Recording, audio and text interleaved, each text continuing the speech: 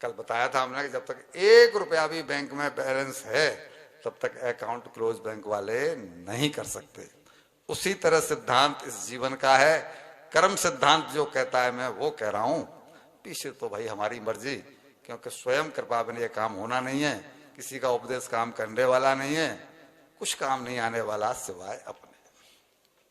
तो फिर उन्होंने बताया कि यशोदा से जो कन्या जन्मी थी वही योग माया थी जिसको तुमने समझ लिया था कि उसका जन्म देवकी से हुआ है। वो कन्या यशोदा से जन्मी थी और जो बालक देवकी से जन्मा था, देवक्या कृष्ण मेवचः, उसे वसुदेव जी रातों रात वसुदेवे न बिभ्यता गोकुल में नंद बाबा के घर पर पहुंचा आए थे। ये बात उसको अब तक पता नहीं थी। वो तो ये समझ रहा था कि देवकी ने लड़की को जन्म दिया है और वो लड़की मेरे हाथ से छूट गई और वो बता गई थी कि वहां पर हुआ। वही बालक कृष्ण है जो देवकी से जन्मा और उसे वसुदेव जी नंद बाबा के यहाँ छोड़ाए थे। उनका दूसरा पुत्र जो बलराम है वो भी देवकी का ही पुत्र है, जो कि वहां पर वो रोहिणी का पुत्र है, था देवकी के घरों में, जिसको कि वहां पर ट्रांसफर किया गया। वो भी उन्हीं के यहाँ पल रहा है जिसका के नाम बलराम। कंस को ये सब बात पता है कि कृष्ण बलराम वहां पर हैं, जो क्योंकि वो तो सैकड़ों राक्षसों को भेज चुका था। अब जितने बताया था ना, ये को मार चुका है तो सबको मार चुका है, तो उसे ये तो पता है कि कृष्ण बलराम नाम के कोई है जिसने मेरी पूतना को मारा, मैंने ये राक्षस भेजा, मैंने वो राक्षस भेजा, तो वो तो उसे पता है। लेकिन वो ही है कि जो देवकी से जन्मे हैं, ये उस बात को उसे पता नहीं था। ये सुनते ही मारे क्रोध के कंस थर थर कांपने लगा। क्रोध किस बात का? कि मैंने वसुदेव देवकी को निरपराध समझ करके छोड़ दिया था। कल सुनाया था कि उन्होंने उनको कारागार से मुक्त कर दिया था कि तो देवताओं ने झूठ बोला और मैंने अपने बहन और बहनोई को व्यर्थ ही कष्ट दिया। अब ये कह रहा है कि वो तो षड्यंत्र में शामिल थे। बता दिया कि वसुदेव जी स्वयं ले जा करके उस बालक को नंद बाबा के यहाँ छोड़ करके आए हैं। इट मीन्स षड्यंत्र में शामिल थे। जैसे ये कांपने लगा तो उनका उद्देश्य नारद जी का कुछ दूसरा था नहीं। उनका उद्देश्य तो यह था कि ये कोई ऐसी क्रिया करे जिसकी प्रतिक्रिया में भगवान कृष्ण का मथुरा में आगमन हो जाए और वो इसको मारे। इसने वही किया कि जब उन्होंने ऐसा कहा तो प्रतिक्रिया स्वरूप ये कांपने लगा और कांपते कांपते जैसे ये कुछ प्रभाव दिखाने का प्रयास करने लगा तो उन्होंने बोला कि तुम लोगों में एक यही कमी है। किनमें? तामसी लोगों में। क्रोध ज्यादा जल्दी किसको आता है? वो कह रहे हैं कि तुम तामसी लोगों में एक यही कमी है कि तुम शक्ति से काम लेते हो, युक्ति से काम।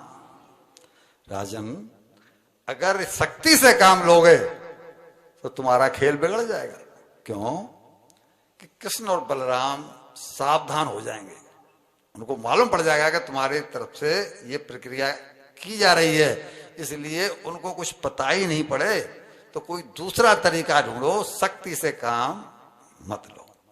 यानी नारद जी ने ये मैनेजमेंट भी बना दिया कि किसी तरह से कोई दूसरा तरीका अपनावे, युद्ध की नौबत नहीं आ जाए और भगवान कृष्ण भी यहां पर आ जाए। और उसे भड़का करके नारद जी चले गए वृंदावन। भगवान को सारा प्रसंग बता दिया कि मैं प्रभु जो आपका आदेश मिला था उसके अनुसार अपनी भूमिका को निभा करके आ गया हूं।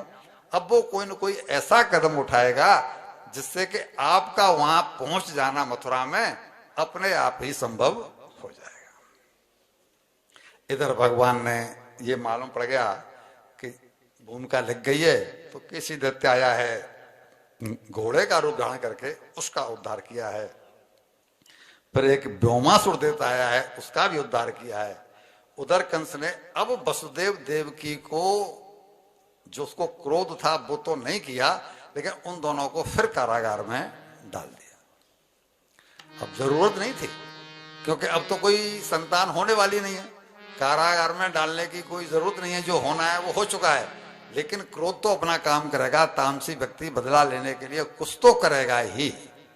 तो इसने फिर दोबारा से उनको कारागार में डाल दिया। और अपने जो यदुवंशी मित्र हैं, वो वृष्णवंशी है, यदुवंशी मित्र हैं अक्रूर जी। अक्रूर जी रिश्ते में भगवान कृष्ण के चाचा लगते हैं, लेकिन ये दुर्भाग्य कि एक पदवी मिली हुई थी मंत्री की उनको, और इस नाते वो उसके साथ थे जिसके साथ उन्हें नहीं होना।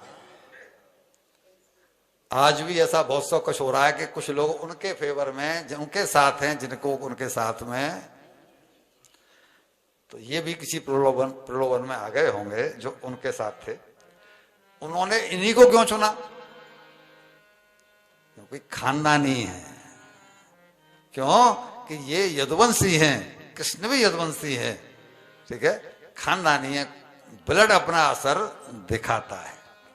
तो वहां भेजा और बोला कि जाके ये बोलना कि महाराज कंस ने और एक धनुष यज्ञ का आयोजन किया है, और उसमें जैसा कि पहले दयातम होता था, कुश्तियां, मल्लयुद्ध, मेला ठेला, जो सब कुछ होता था, और आपको जागीरदार मान के नंद बाबा का सम्मान करते हुए और उन्होंने निमंत्रण दे करके भेजा है कि आप जिसको भी अपने ग्वाल वालों के साथ में, अपने परकर के साथ में, सबके सब मेला देखने के लिए आओ। तो नंदगांव इनको भेजा और ये बता दिया कि इसके पीछे मेरी योजना ये है कि जब कृष्ण और बलराम आएंगे तो जहां मल्लयुद्ध होना है उसमें मैं कुवलिया पीड़ हाथी को खड़ा करूंगा, और कुवलिया पीड़ हाथी को मदिरा पिलाई गई, और पिला करके उसको उकसाने के लिए, वो क्या कहते हैं उसे, नहीं वो अंकुश, वो अंकुश की चोट देने के लिए कुवलिया पीड़ के जो वो था, क्या कहते हैं उसे, महावत, उसको सब इशारा कर दिया गया। जब वो भीतर प्रवेश करना चाहेंगे तो मैं कुवलिया पीड़ के द्वारा उनको दरवाजे पर ही मरवा दूंगा, न रहेगा बांस न बजेगी। ये सब करके अंत में कहता है कि उनको मार के और फिर मैं अपने पिता को, ताज्जुब देखिए, अपने पिता को, मेरा पिता उग्रसेन बूढ़ा हो गया है लेकिन अभी तक राज्य मुझे नहीं सौंप रहा। क्लियर लिखा है, उन्हें बुढ़ापे में भी राज्य काम कम, राज्य की सत्ता अपने हाथ में चाहिए। क्या कहना चाहता है? हमारे बेटे भी यही कहते हैं, बूढ़े हो गए हो, निकल जाओ पतली गली से।